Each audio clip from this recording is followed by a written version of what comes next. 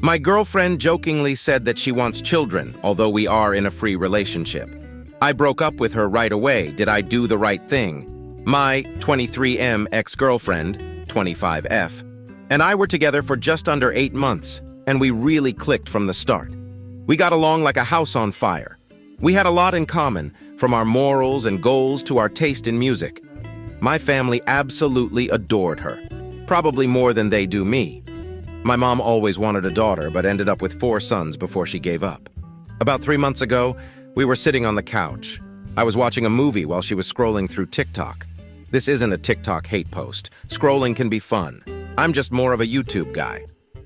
She showed me a video of a man holding his son and dancing to a song. She laughed and mentioned how good I would look as a dad, which struck me as odd because, as far as I knew, both of us were child-free by choice. I certainly am. I tried to take it as a joke and mentioned that it was too bad, so sad. She would never know. I expected her to respond with something about how there's nothing sad about avoiding having kids or something similar.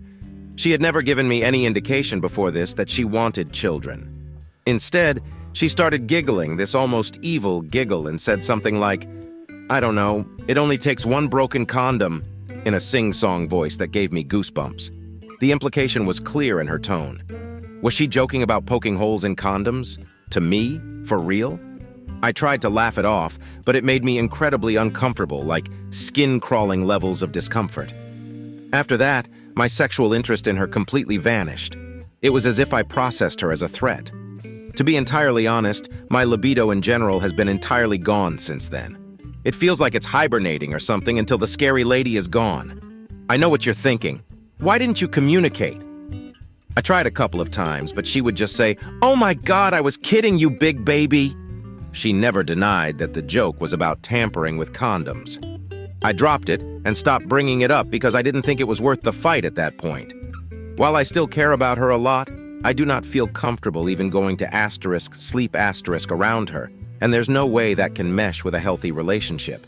If there's no trust, there's no relationship. That's how I feel. So I broke up with her. When I told her, I said it was because I really needed to focus on myself. I didn't see the point in telling her the real reason. It would have just pissed her off. As it stands, she seemed to take it in stride, not angry or concerningly upset, so that's good. My family is more heartbroken than I am, and I haven't been doing great. They're begging me to reconsider, but there's no way I would, especially since I'm not telling them the real reason. My mother would be beside herself, thinking, "Grandchildren, please, son, give me grandchildren." Even my dad, who doesn't care much about grandchildren and recognizes that he's more likely to get them from my younger siblings, would call me out for overreacting. So they got the same story she did. It's frustrating because I know it was probably just a joke and no big deal, but it was also upsetting and sad. I know I'm overreacting, but at that moment it felt like my only option. I don't want to take it back, even if I am overreacting. You might think I'm paranoid, and I probably am, but I just couldn't stop thinking about it. After she made that joke, I think the relationship was going to end one way or another. I'm glad it ended on decent terms instead of trying to stay and fix everything until I ended up hating her. Sorry for talking so much, but I don't have anyone to talk to about this. Being unreasonable in real life feels like a criminal offense, and I'm trying to avoid adding another black mark to my reputation.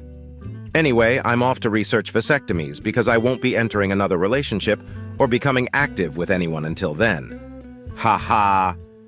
Relevant comments. OOP on his ex wanting kids, and he doesn't. OOP. I was unequivocal from the very beginning about my stance on having children.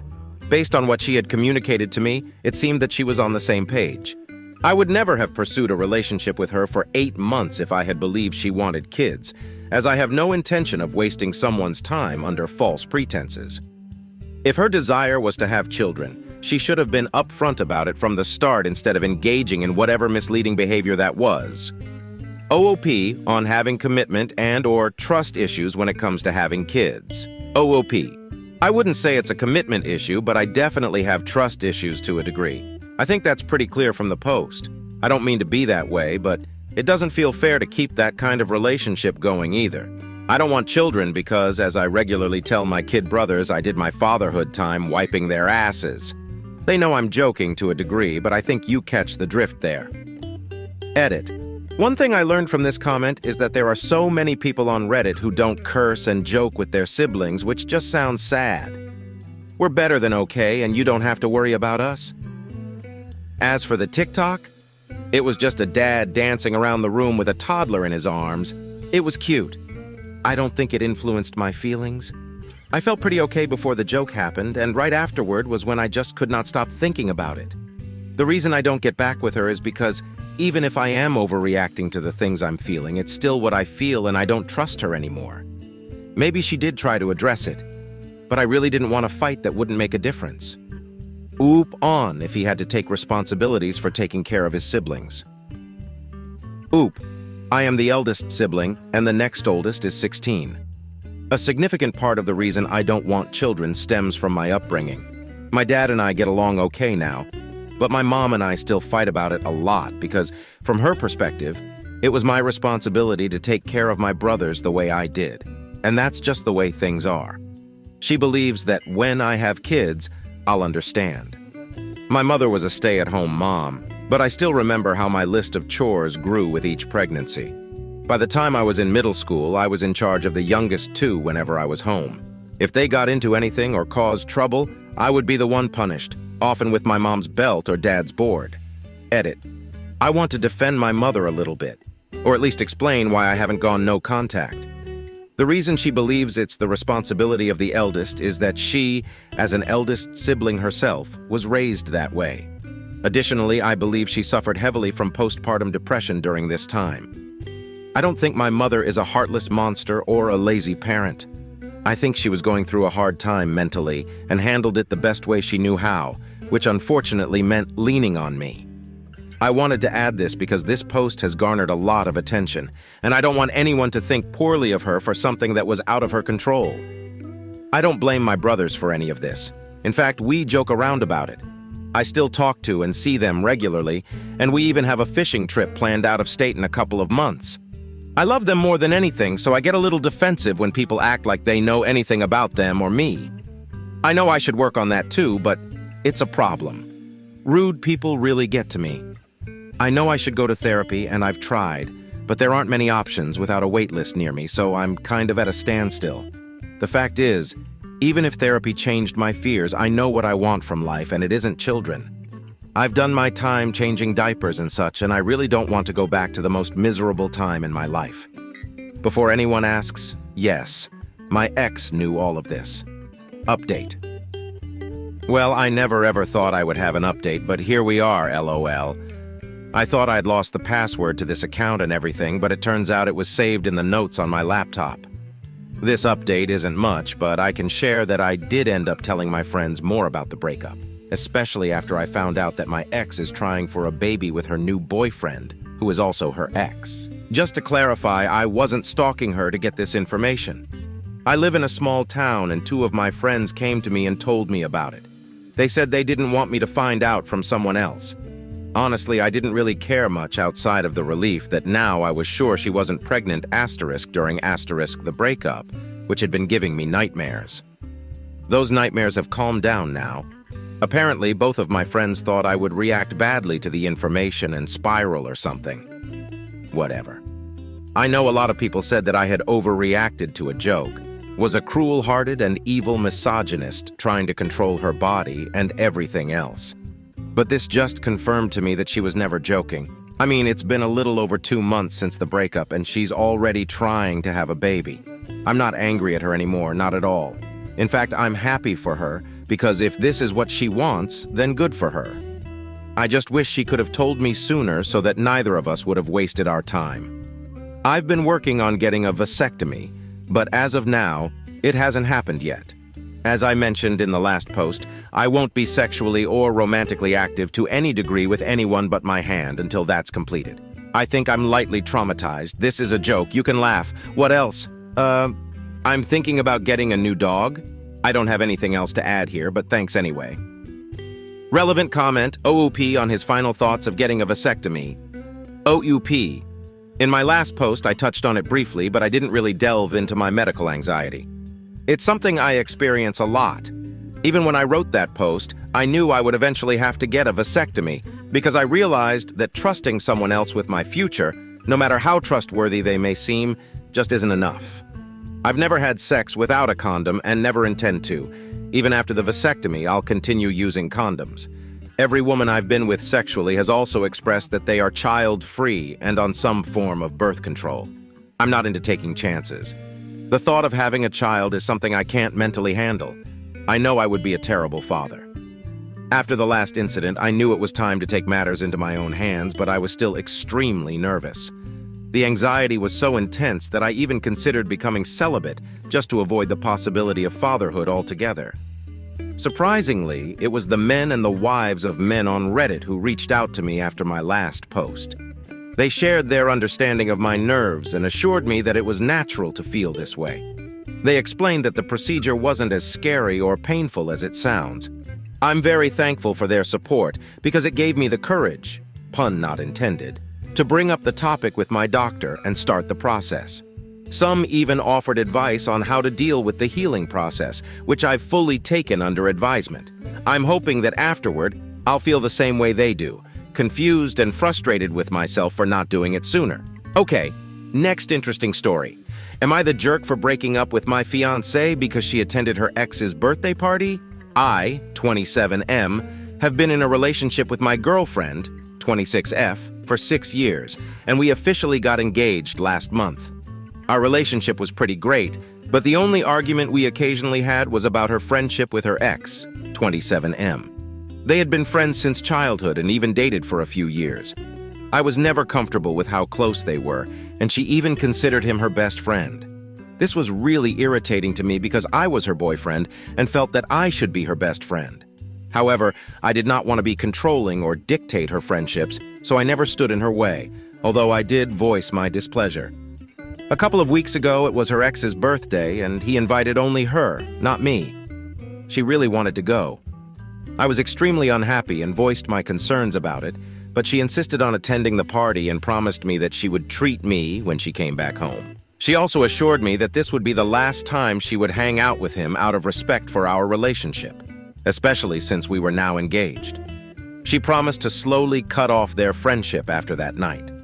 Feeling deflated, I reluctantly agreed, but asked her to come back home early. When she returned from the birthday party a few hours later, she was extremely happy and even initiated sex, but I rejected it because I wasn't feeling great.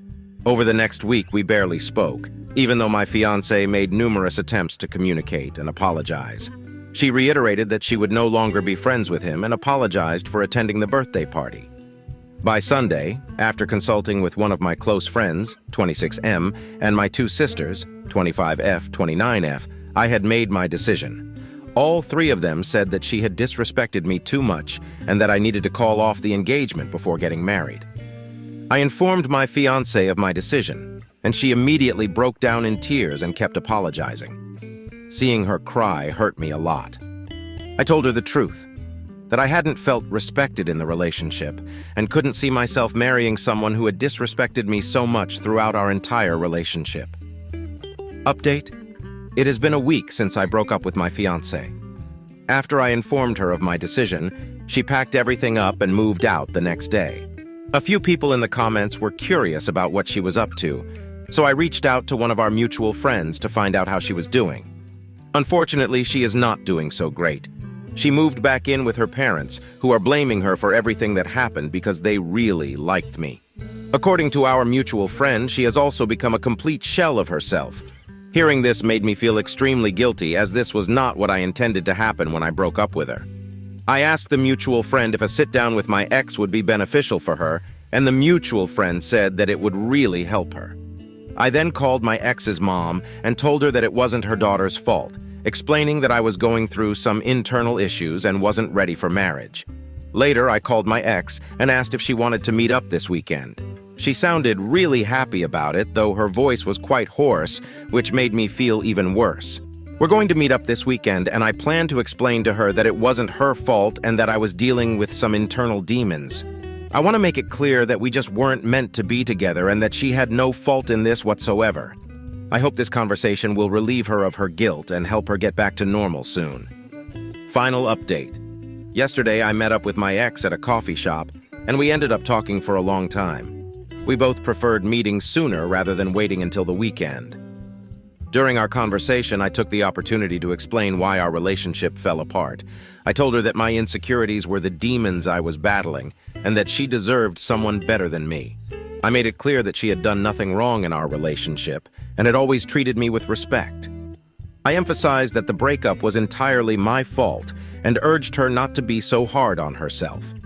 She then asked if we could still remain friends, or possibly get back together after some time. She expressed that even if we never rekindled our romantic relationship, she deeply valued our friendship and wanted to maintain it. Her request caught me off guard, and at that moment, I realized how poorly I had handled everything. I decided to be upfront with her and said that it would be better to cut off contact completely to make a clean break, rather than letting unresolved feelings linger. This response made her cry really badly, and seeing her in such distress made me feel horrible. I became genuinely concerned about her mental health. Realizing the impact of my words, I backtracked and told her that we could indeed remain friends, and that I truly valued our friendship. I assured her that I had misunderstood her initial request. She was visibly relieved and happy about this, but wanted to make sure she wasn't pressuring me into maintaining the friendship. I reassured her that she wasn't pressuring me at all and that I genuinely valued her as a friend. I also advised her not to cut off contact with her best friend and to rekindle their friendship because she didn't deserve to lose him over this situation. However, she explained that her decision to end that friendship had nothing to do with our breakup. They were simply in different phases of life, and she no longer felt the need to maintain that friendship. We continued talking for about an hour after that, and she seemed to be in much better spirits by the end of our conversation. Seeing her positive outlook made me feel good too. My current plan is to remain friends with her until her mental health improves and then gradually distance myself from the friendship. How do you like these stories? Write your opinion in the comments. Let's get 1,000 subscribers on this channel. Love you.